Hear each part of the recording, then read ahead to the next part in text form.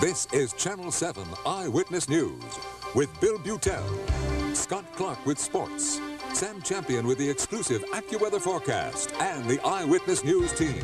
Now, Eyewitness News. Good evening, I'm Bill Butel. She told her story this afternoon in a courtroom in Florida. The woman who accuses William Kennedy Smith of raping her at the Kennedy Mansion in Palm Beach over the Easter weekend. She identified Smith as the rapist, and in graphic and very specific words, punctuated by tears, she described what she says was rape. Sarah Wallace is live now in West Palm Beach. Sarah? Well, Bill, William Kennedy Smith's accuser says she had no reason to think that he would become violent and vicious when she gave him a ride home from a bar last Easter weekend. But in dramatic and tearful testimony this afternoon, the 30-year-old woman described how Smith allegedly turned on her when she left him after a walk on the beach. I lost my momentum, or my balance, and started to go down, and I just, my left foot still had power, or like the power or momentum in it, because it was on the top of the steps, and I pushed off with that and started to run. Smith looked intently at his accuser as she tearfully described how he tackled her. He had me on the ground, and I was trying to get out from underneath of him because he was crushing me, and he had my arm, and I was yelling, "No!" and "Stop!" And I tried to arch my back to get him off of me, and he slammed me back into the ground, and I got, and then he pushed my dress up, and he raped me.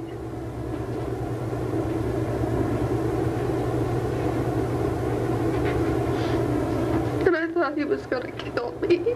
The woman claims she went inside the mansion on the Kennedy compound and called a friend to come get her. She says she was again confronted by Smith, who this time threatened her with words. He said, "I didn't rape you," and I said that I called my friends and that we were going to call the police. And he said, "Well, you shouldn't have done that. Nobody's going to believe you."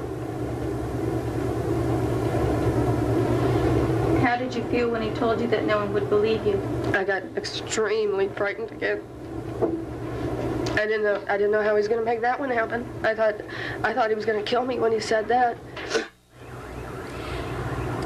The accuser has just left the stand. Cross-examination did begin just before airtime, and that will continue tomorrow morning. The position, of course, of the defense is that the sex was voluntary and that the woman made up the rape charge because she was afraid of getting pregnant. Live from West Palm Beach, Florida, Sarah Wallace, Channel 7 Eyewitness News. Thank you, Sarah. In our other major story tonight, Terry Anderson. Terry Anderson, the last American held hostage in Lebanon, is finally free. Right now, Anderson is in Damascus, Syria, ready to fly to Germany for a medical examination and for reunion with friends and family. Less than 2 hours ago, Anderson appeared looking surprisingly healthy and, of course, obviously happy. Oh, you can't imagine how glad I am to see you. I've thought about this moment for a long time. And now it's here. And I'm scared to death. Many of the other hostages who have been freed already say Anderson was the glue that held them together. Tonight, Anderson gave thanks to the many people who kept his spirits high during his captivity. Thousands and thousands of people whom I don't know, never met, don't know me, whom I know have been working and praying for us all, for all the hostages. Your support, your prayers were important.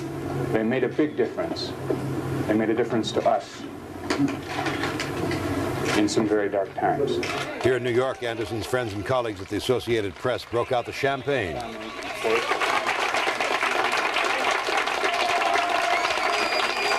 That celebration has been held on hold for almost 7 years, but it doesn't compare to the emotions rocking Terry Anderson's cousins at their home in Valley Stream on Long Island, and N.J. Burkett is there live. N.J.? Bill, you might say the Anderson family spent almost 7 years waiting by the telephone for a very important series of phone calls. But even today, Bill, when those calls came in, They just refuse to believe them, insisting on seeing it for themselves on television. Terry Anderson's Long Island cousins watched their long ordeal come to an end today, and we watched it with them. If seeing is believing, then the Andersons of Valley Stream became believers this afternoon. They held hands, wiped their eyes, and sat captivated in their Long Island living room as their cousins smiled at reporters in a news conference half a world away. Everybody asked the questions for the last year or so, how's it going to feel when he gets home? How am I supposed to know how it feels? It's going to feel when he gets home. Now we know how it feels. It's pure joy. To see the smile on his face and to see him reacting in the way that he is, it feels absolutely fantastic. I don't think I've ever seen anybody that happy before. That's great. Except maybe me. After a day of harrowing ups and downs, for Tom Anderson, his wife, and his 3 teenage children, the end of their nearly 7-year ordeal came at 4 p.m. and the ending was better than any of them could have imagined. He looks absolutely great. That smile says it all. Is there any bitterness? NJ, we don't have time for bitterness right now. It's too sweet. And that's the honest to God truth. Right now, how can you look at that face and think anything but happiness? Look at how happy he is. It's the Terry and his freedom. A man who is an inspiration, a role model, and free. And free, amen. Amen. Quite an ending tonight. The Andersons say they will not travel to Wiesbaden. They say they will go to Andrews Air Force Base in the nation's capital. When Terry arrives home and precisely when he gets back, they say, is up to Terry. We're live tonight with the Anderson family, Valley Stream, Long Island.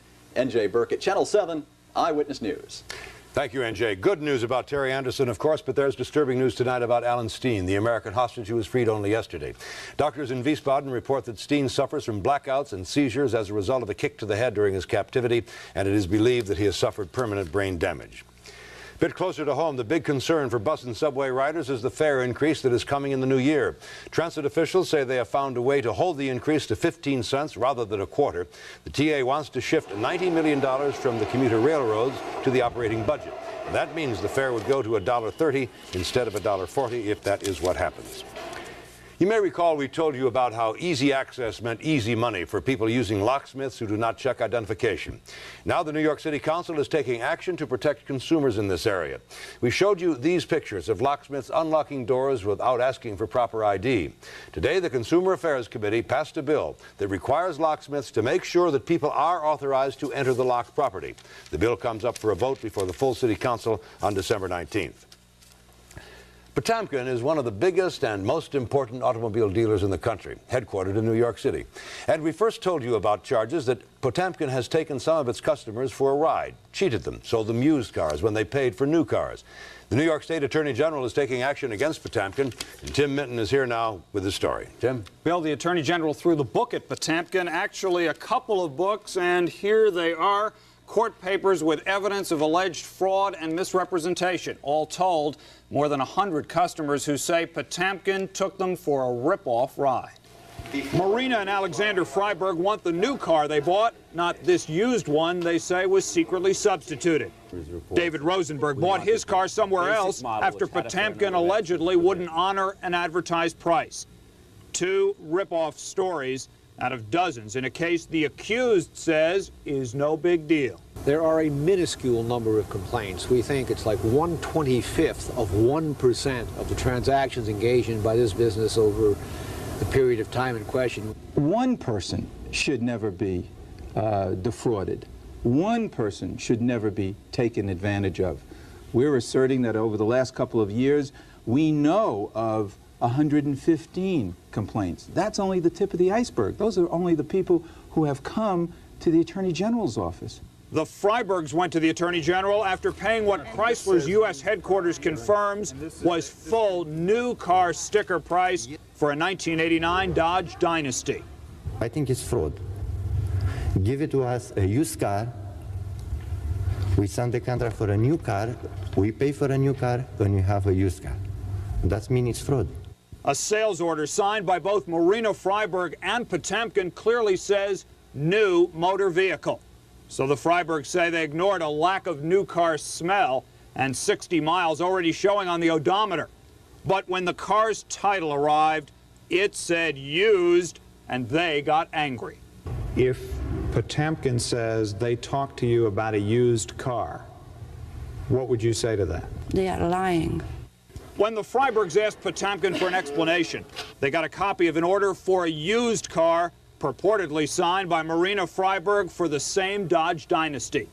The order form's number was crossed out and replaced with a handwritten number, 53471, which happens to be the number on the Freibergs' new car contract. I don't know Ms. Freiberg's problem. Now, I'm sure that if she had a problem, it's been resolved. Well, she says no, and she says that Potemkin's lied to her. Well, then, that's Ms. Freiberg. I don't know her. I don't know her background or what problems she may have or what her perceptions may be. I can say that Freiberg does not a case make. But our allegations go well beyond that. This is a dealership that has had problems over many years. Which Manhattan lawyer David Rosenberg says he knows firsthand. He saw this ad 2 years ago for a Mitsubishi Montero. They told us if it says $14,492 in the ad, if you come in, you can get it for $14,492. And we came in, and they said no. Tonight, the Attorney General charges not only the dealership, but also owner Victor Potemkin himself and other top executives with fraud. It's a civil case, not criminal. So if they're found guilty, they could be ordered to pay refunds and substantial fines. Bill. Tim, thank you very much. We continue with Eyewitness News in just a moment. The Daily News may be on the brink once again. Some new information about the late Robert Maxwell's financial empire may spell some very bad news for the news, for one of New York's last newspapers. Sir Robert Maxwell in a moment. Sir Robert Maxwell came to town earlier this year to save the New York Daily News. Last month, Sir Robert died when he was pushed, when he jumped, or when he fell from his yacht near the Canary Islands. Tonight, the Daily News may be on the brink of dying again because the Maxwell fortune may turn out to be a house of cards. Doug Johnson has the story. The world business community continues to be rocked by the revelations of the problems in the Maxwell financial empire, and the waves are being felt at the Daily News. Although the paper is owned by the Maxwell family directly, there is little consolation in that. The Maxwell empire is made up of two public companies, one private. It appears the private company took loans from the public companies without telling the banks, and also took pension funds from the public companies to shore up the private firm. What does that mean for the pension funds at the Daily News? As far as the pension funds for the New York Daily News are concerned, they are under the trusteeship of the Bank of New York, and they are intact. When Robert Maxwell took over the Daily News, he said he would make it successful and keep it running. His son, Kevin, said the same thing after his father's death. But now the family needs money, want to sell the